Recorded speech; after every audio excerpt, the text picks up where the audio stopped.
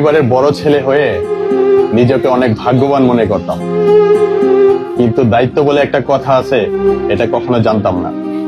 শৈশব কাটতে না কাটতেই মা বাবার কষ্ট, ভাই বোনের চাহিদা, সবকিছুর দায়িত্ব যেন তার কাঁধে।